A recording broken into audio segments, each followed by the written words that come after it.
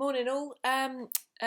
This is going to be a little tutorial video largely centered around the power of adjustments, and I know that people have been using adjustments since they discovered Photoshop, and if you go up to the image adjustments panel in Photoshop, you will find a whole bunch of adjustments here, but I'm going to encourage you to ignore this panel forever more so, because we want to apply adjustments if we can non-destructively, either using the adjustments panel, which I've just pulled out so that we can have a proper look at it, or I'm just going to find my layers panel, which again has gone bye-bye because I've got some slightly weird arrangements going on here, and just pull layers out. You can apply your adjustments under this new create new adjustment or fill layer icon down here. They all live there as well. So if you hover over any of these icons in the adjustments panel, they will tell you what they do. You may need to play with them to find out what they do largely, but ones that I use all the time: levels to brighten, curves to brighten and adjust contrast. Exposure is quite useful if you have taken a photograph of something and it just needs brightening up, and vibrance makes things, guess what, more vibrant. Hue and saturation I often use as well. There are some ones here that are mainly for photography that you can just play with if you want to have a look, but we'll largely focus on the ones that I like for working with illustrations today. I really like the gradient map last adjustment here, so I'm going to apply a few adjustments to this drawing that I've created using Content Friends. Let's have a little zoom in here. So that's the kind of quality we're dealing with here. So I'm just going to see what adjustments I can make using this panel. Now I can come in straight away from this panel if I want to, not a problem, or I can, like I said, adjust them from here.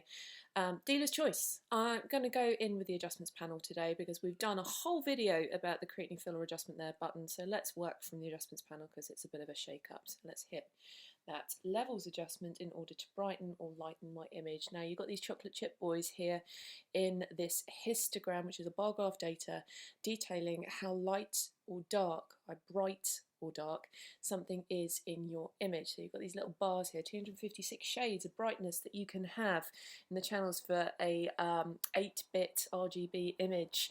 So this is how many shades of brightness we've got, and this dark chocolate chip we can move to make things darker because we're resetting the value at which black kicks in our image, because usually it's 0, but we can tell it to kick in at a later stage or a brightness in our document, and that is what makes that darker, and that's what makes levels work, just by moving that chip up.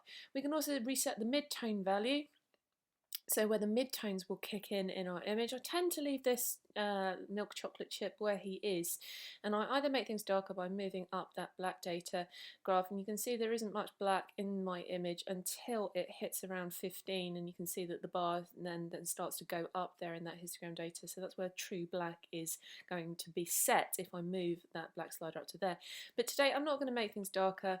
I'm going to see, because there is a huge spike of pure white here because of that white border that's going on around my image, so you can see a huge bar there, but then there isn't much white going on in the rest of the image, so I can tell it to make those colours lighter, brighter, and make pure white hit earlier in the data that makes up the brightness of my image. Now that, you might say, is a little bit over brightened. In fact, I'm just going to really kick that back to about 190 there, 188 if you wanted to be pedantic, not a problem. And you'll see that therefore brightens my image, and I'm just going to double click, just click on those double arrows there at the top of that panel in order to close that data. Now applying adjustments like this means that you have an adjustment layer over the top of your original pixel data, which means this is a non-destructive adjustment. You can click the eyeball on and off and see the change that you've made, and now you realise why I've blown that out massively. It's just so that we can see it really strongly on screen, and you can see that difference that has been made there. If you want to go back in at any point and make an adjustment to this this levels layer, you can just double click on this little icon here, and you can see that histogram data is preserved, and you can change it up. So if it was too bright for your taste, you can just move that white chip back towards 255, however far you wish to do so. Just click on that double head arrow again to close that panel down a little more. Now, having a look at this image, I do think that is a little too bright, but there are some areas where I think that brightness is needed, like in the sky area, so when light is hitting the trees maybe. Don't forget, guys, that all adjustment layers that you put in, either from the Create New Fill or adjustment icon down here or from the adjustments panel, will come in with, yes, you guessed it, a layer mask. So if you get some black paint on a paintbrush like I have right here, and I'm just going to adjust my brush size using the square brackets on my keyboard, I can remove that adjustment from areas of my image by painting back out using black paint to remove and cut back on that mask. Just taking a while to catch up with itself, but I'm just going to darken the areas of the trees that should sort of hit in shadow there, and maybe on the shadowy parts of the path as well. So we've got more contrast going on in this image straight away. You can of course work with a much finer brush to go in and adjust any sort of microscopic details there. I'm just rushing this job a little bit just so that we can carry on and not make this video too long, but I'm just pulling that back in. That all looks good to me. I'm happy about that. Now, you can be really controlling with the way that these masks come in. I am now going to demonstrate a slightly different effect going on here. So I'm going to bring in a sort of brightness value here, and I'm just going to go and grab my polygonal lasso tool that lives underneath the regular lasso. I've just right clicked on that and pulled out to grab him. I'm just going to have a shaft of light here coming down from the sky just by clicking and making a sort of ice cream cone shape. There we go. Now I have set a feather on this already to 40 pixels, so it has made a much smoother event here.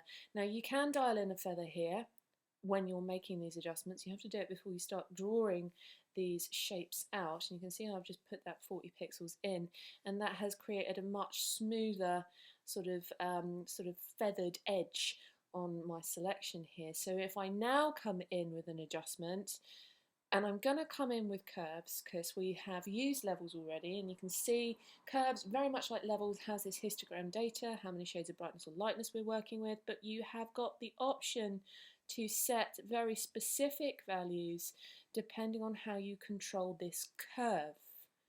And you can see what that has done there. So if I bring up the curve to a sort of rainbow shape or an arch shape, it's going much brighter and much less saturated as I pull that up. If I pull it in the opposite direction, it gets very saturated and very dark very quickly. And the reason it's nice and soft edge is because of that feather that I left on that. So it behaves more like light does. So you don't have hard edges on light that comes down in streams. You can have a bit of fun with these curves. If you pull it into a sort of S-bend, you'll get a very sort of strong contrast. You can pull the S-bend in the opposite direction to create quite low contrast in your image. And you can really have a muck around with this in order to see the benefits and values that you can set. You can put different position pointers to control this very specifically depending on light and dark parts of your image. But for the most part, I'm just going to remove that adjustment for now, because I think, to be honest, I'm just going to come in with another levels adjustment, to be honest. So let's have another go with levels. Again, I'm just going to draw my polygonal lasso. This time I'm not going to set a feather on it as I'm drawing out, so this is just going to make quite a crispy selection, but I'll show you how masks work. Oops, I did not set that right. Let's do that back. Deselect, Command D. Just make sure it's not set a feather. There we go, nice sharp selection there. And then I'm going to come in and make that adjustment. So I'll just close up my properties there so I can see my adjustments panel, and come in levels again. And again, I'm just going to blow that data out to make it really bright. There we go. There is another levels adjustment underneath here, so you'll see that this datagram is losing some of its data, but that's okay. It's still protected by the fact that these are happening on layers over the top of my original image. That's just something to be aware of. But if you do want to make this a little less crispy on its edges, rather than setting a feather before you make the selection, you can double click on your mask, and the first time you do this it'll ask you if you want to view properties or if you want to view select a mask. I always select view properties, but if you don't have that set, you can always just open up your properties panel if it's not already open for you. And you can see there that the mask properties have come up because I've selected that mask. You can invert the mask, not exactly what I wanted here, but you can also feather that mask right out to make that a little less crispy. And again, you can just adjust that by going back in, double clicking on that levels layer and just moving that light slider out of it so it's not as intense. Or you can drop the opacity. I tend to overblow my adjustments and then come back in and adjust them with opacity. That's looking pretty good to me, and I'm quite happy to carry on in this vein. I'm just going to demonstrate one more of our adjustments today. I'm just going to go back in with our gradient map. We've done hue and saturation in a previous one. Do please explore these, guys. They are very, very useful adjustments. Just get a piece of your artwork open and see what they do. You're not going to damage your original data. Like I said, they just always come in as layers on top. I'm going to hit the gradient map because it's a pretty bonkers one, this one. This will map colour to luminance using a gradient that you can set by clicking on the gradient chip in the properties panel. You can see all the bonkers gradients that Photoshop ships with. They're pretty nice. I've used this horrible magenta one before, so I'm going to use a different one today. And you can see that has recoloured my artwork, but you can, of course, do this from scratch. So if you don't like these gradients, or they're not for you, or I like this greeny blue one, that's pretty nice, I think, you can actually start to play with the gradient down here, such as I'm going to move these stops around here to make the darker colours come down to the left hand side of the gradient. And what that's going to do to my gradient map is map properly the lightness to darkness in my image, because of course we want the dark areas of our image to go whatever this dark colour is, so that we don't get sort of flipped inverse or negative effect here. If you want to add more stops, you can just click underneath. So I'm going to make the lightest tones in my image, just double click there to set the colour, go back to white. And that green's a nice green, but I might just want to tweak it a little bit to bring it down to a slightly darker end of the spectrum. I quite like this mustard, but I might just bring it into a slightly more orange ballpark. And you can see that we're recolouring our image really quickly and easily using this incredible feature which maps gradient colours to luminance, how light or dark something in your image. So all the dark colours will go whatever colour is down on the left hand side of this gradient, and all the light colours will go to what is ever at the top or left right hand side of your gradient. So I'm just going to hit OK on that. There we go, we've created this lovely gradient map, and that has mapped those colours onto the existing ones. And you might quite like the effect that you've got here. Don't forget, there is a layer mask, so if you want to remove that effect from any of those areas, again, just get yourself some black paint on a paintbrush and you can remove from that layer mask. So if you want to bring the colour back through from before, you can just select the areas in which you want to do that and leave this kind of toned, controlled part of the image to certain areas and not others.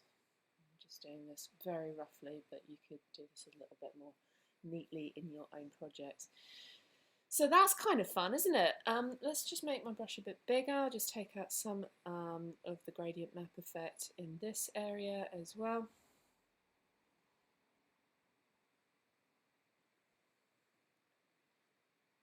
There we go. I'm doing this in real time. So let's just make that sky nice and bright and yellow and the path nice and bright and yellow, but we'll just bring some more colour back into those shadows as well. Pretty strong effect, but I like it. Very different feel, I think. I like it. So that's the power of gradient maps. That is the power of using the adjustments panel. It's in power of using selections to make effects happen on parts of the mask of these adjustments, or you can paint back through to remove those effects from parts of those masks. I hope that's useful for you. Please explore this panel further, and I'll see you tomorrow.